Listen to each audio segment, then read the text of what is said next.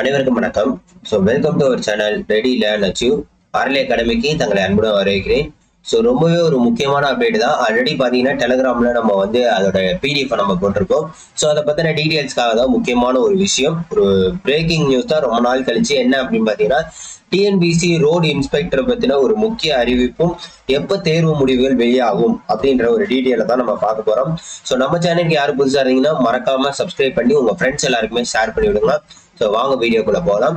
TNPSC road inspector நோட்டிபிகேஷனை பொறுத்த வரைக்கும் 2023 ஜனவரியில தான் ஃபர்ஸ்ட் நோட்டிபிகேஷன் விட்டாங்க. ரெண்டாவது நோட்டிபிகேஷனா விட்டாங்க.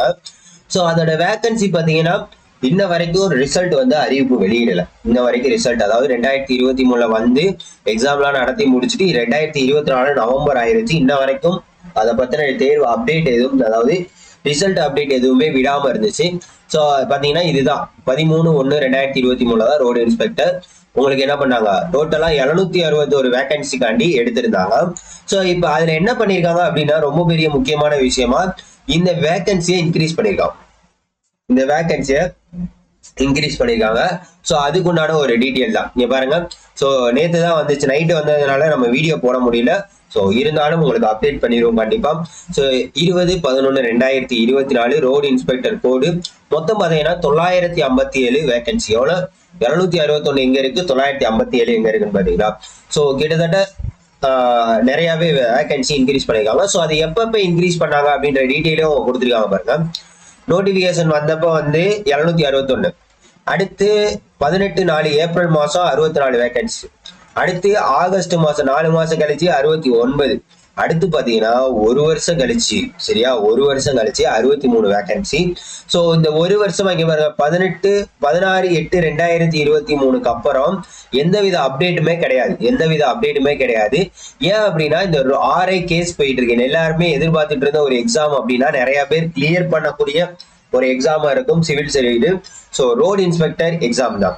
இந்த ரோடு இன்ஸ்பெக்டர் எக்ஸாம் வந்து என்ன போய்கிட்டு இருக்கு அப்படின்னு பாத்தீங்கன்னா கேஸ் போய்கிட்டு இருக்கனால என்ன ஆயிடுச்சு அப்படின்னு பாத்தீங்கன்னா இங்க பாருங்க, ரோடு இன்ஸ்பெக்டர் எக்ஸாம் அப்படின்றதுதான் உங்களுக்கு என்ன ஆயிருக்கு, உங்களுக்கு கேஸ் போய்கிட்டு இருக்கு. அப்படின்னால ஆன்சர் கீ பப்ளிஷ் பண்ணதோட இருக்கே தவிர மற்ற எந்த விதமான உங்களுக்கு எதுவுமே அப்டேட் பண்ணாம இருக்காங்க.